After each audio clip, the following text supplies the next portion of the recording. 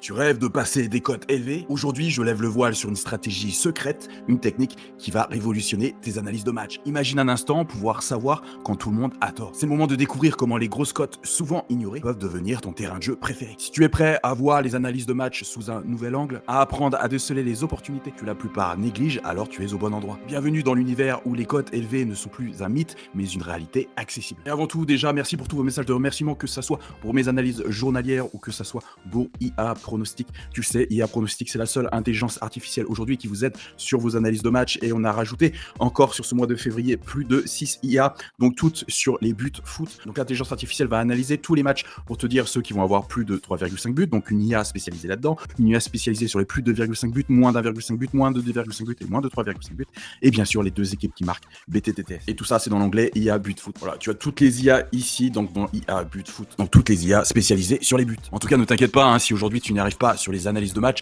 sache que seulement 3% y arrivent sur la longueur. Donc c'est tout à fait normal si aujourd'hui tu as du mal à bien prédire les résultats. Mais en tout cas, reste bien jusqu'au bout, car je vais te montrer un site dont je n'ai jamais parlé dans mes plus de 600 vidéos YouTube. En tout cas, mets-moi en commentaire la plus grosse cote que tu as passée sur les paris foot, ça m'intéresse réellement. Et oublie pas le petit bouton like, c'est juste une microseconde pour toi, mais pour moi ça m'aide réellement pour la visibilité de la chaîne.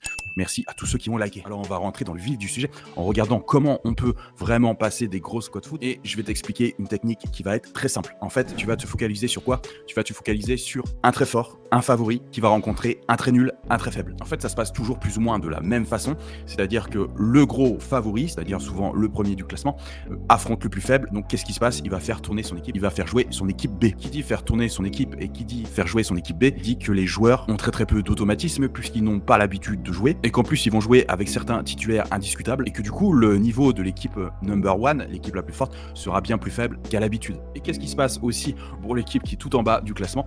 Elle sera ultra motivée parce que tout simplement ça va être le match de sa saison. Ils savent qu'ils sont plus ou moins relégués, ils savent qu'ils sont dans une mauvaise passe, et tout simplement le fait d'essayer d'obtenir au moins un nul face à l'équipe la plus forte du championnat, tout simplement ils vont être refaits, et que médiatiquement pour une équipe aussi faible ça va avoir un impact énorme. Et bien souvent les joueurs sont ultra motivés à battre des Mbappé, à battre des Antoine Griezmann par exemple, ou à battre des Vinicius. En tout cas, tu l'auras compris, l'équipe la plus faible va jouer le match de sa vie. En plus de ça, au niveau des entraîneurs, crois-moi que leur stratégie ne sera pas du tout les mêmes entre l'équipe la plus forte qui va pas vraiment prendre ce match au sérieux et l'équipe la plus faible qui va étudier sous toutes les coutures comment ils peuvent battre le favori. Et si tu mélanges un peu tout ça, tu peux voir tout simplement que la plupart des matchs où tu as le number one qui affronte le plus nul, tout le monde se dit ouais c'est sûr, ça va être l'équipe favorite qui va gagner.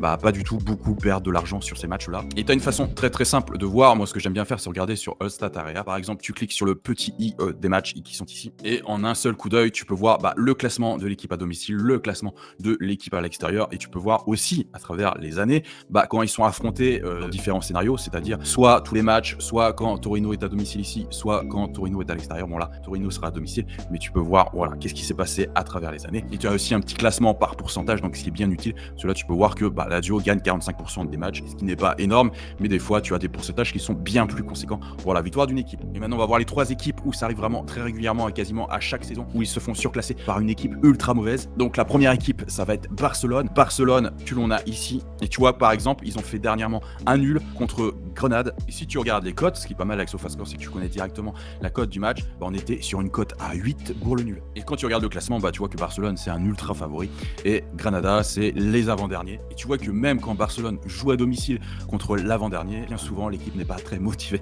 Ils arrivent à faire un nul avec une cote à 8. La deuxième équipe, ça va être le Real de Madrid. Même chose avec le Real. Alors là, cette année, ils n'ont pas vraiment affronté des ultra nuls. Mais voilà, si je remonte un petit peu, tu vois qu'ils ont fait un nul contre Cadiz alors qu'ils étaient à domicile, et Cadiz est vraiment classé dans les derniers. Ici en 2021, ils refont la même chose contre Cadiz, qui aussi classé dans les derniers. Tu vois qu'ils sont 17e, le Real est premier, et tu vois très clairement qu'ils font un nul, cote à 9. Même chose contre Osasuna, cote à 5,75. Même chose en 2021 contre Levante. Tu vois que Levante ils sont avant-dernier, le Real de Madrid est premier et ils font 3-3. Donc tu vois que ces deux équipes, Barcelone et Real de Madrid, quasiment tous les ans, ils font un nul contre une équipe qui est vraiment archi faible. Et c'est vrai que cette proportion à se démotivé face à une équipe qui semble pour eux ultra facile, est particulièrement marqué chez le Real de Madrid et chez Barcelone. Voilà, on a la même chose entre le Real de Madrid et Elche en 2020 qui se finit par un nul. Donc tu vois qu'à chaque fois, ces équipes ne perdent pas, mais ils font match nul, avec des cotes à chaque fois intéressantes, hein, puisque là, on a une cote à 6. Même chose encore pour Leganés Real de Madrid en 2020, où il y a eu match nul contre une équipe archi faible, où le Real de Madrid était premier et Leganés va 18e. La troisième équipe où ça arrive fréquemment, ça va être le Paris Saint-Germain. Même chose, on a eu cette année PSG Clermont et PSG a fait nul. Donc je rappelle que Clermont, c'est quand même la plus mauvaise défense du championnat,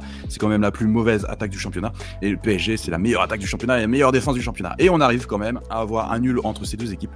Donc c'est pour te dire à quel point le PSG se retrouve complètement démotivé et Clermont se retrouve ultra motivé à battre Kylian Mbappé, Ousmane Dembélé et toutes les stars du PSG, même s'ils sont pas forcément sur le terrain à ce match-là. Alors la troisième astuce par rapport à cette technique, c'est de ne pas faire sur les autres championnats, parce que tu peux regarder par exemple la Bundesliga ou l'Italie où c'est un peu moins vrai, même si le Milan AC arrive à perdre contre des archi nuls, c'est un peu moins vrai avec Naples ou la Juventus par exemple, qui perdent rarement contre des ultra nuls. Même chose sur la Bundesliga, même chose sur tout ce qui est Eurodevise. Enfin, tu peux toi-même regarder par rapport à SofaScore si c'est déjà arrivé, mais à travers mes différentes recherches par rapport à cette méthode, je me suis rendu compte que c'était particulièrement vrai juste avec ces trois équipes-là, qui sont le Paris Saint-Germain, Barcelone et le Real de Madrid. Et pourquoi c'est ultra vrai, c'est que c'est des équipes qui sont très très médiatisées et qui sont beaucoup plus médiatisées que les autres. Et donc forcément, les équipes qui sont en bas de classement se retrouvent ultra motivées face à ces équipes-là. Et il y a un tel écart de niveau entre le PSG et le dernier du classement, et entre Barcelone et le Real et le dernier du classement, qu'effectivement, ils se retrouvent avec une motivation qui est vraiment en berne, qui est basse, alors que les équipes comme le Bayern, etc., gardent toujours cette motivation parce qu'ils savent qu'ils peuvent se faire surprendre par une équipe du bas classement. Donc c'est vrai que j'ai moins retrouvé cette récurrence-là par rapport aux autres équipes européennes. Mais ça peut se vérifier, j'ai pas vérifié tous les pays, ça peut se vérifier sur d'autres pays. En tout cas, déjà, si tu te focalises sur le Paris Saint-Germain, sur Barcelone et pour le Real, sur ces équipes-là, tu as au moins quelques cotes intéressantes à jouer chaque année. Après, le site dont je n'ai jamais parlé et qui va te permettre d'analyser selon les cotes, statisticbet.com. Et quand tu es sur statisticbet, tu vas dans Yield of Bet Type 2, donc tu vois que c'est un peu caché. Et en fait, quand tu cliques dessus, il va te donner, voilà, si tu avais joué ce type de cote sur ce championnat-là en choisissant toujours, par exemple, l'équipe à l'extérieur, là, tu vois que tu aurais choisi l'équipe à l'extérieur sur la Liga avec des cotes entre 1.80 et 2.50, tu aurais un ROI de plus 25. Donc, away wins, l'équipe à l'extérieur gagne, home wins, l'équipe à domicile gagne. Et tu as la même chose, tu vois que si tu avais joué toutes les égalités sur la Liga, tu aurais un ROI de plus 11, sans vraiment réfléchir, juste en jouant les égalités tout le temps. Alors attention, ça ne veut pas dire que, vu que ça se passe comme ça cette saison, si tu fais exactement la même chose la saison prochaine, tu vas être en bénéfice, pas du tout. Je l'ai déjà vérifié par le passé, c'est pas parce que là, si tu avais joué toutes les égalités, tu jouerais toutes les égalités l'an prochain, tu gagnerais forcément de l'argent, ce n'est pas vrai. Mais en tout cas, c'est la tendance du moment. Même chose sur la Ligue 1, tu vois que tu aurais joué toutes les égalités qui ont eu lieu sur tous les matchs, tu serais sur un ROI de plus 10%. Et si tu cliques sur le i, tu peux voir tous les matchs où effectivement, il y a bien eu une égalité. N'oublie pas qu'en description, je te mets le lien de mon groupe Telegram totalement gratuit, où tu y trouveras une multitude de pronostics des plus grands sites. En tout cas, je te dis à bientôt pour une prochaine vidéo. C'était Prono Matteo. Bye.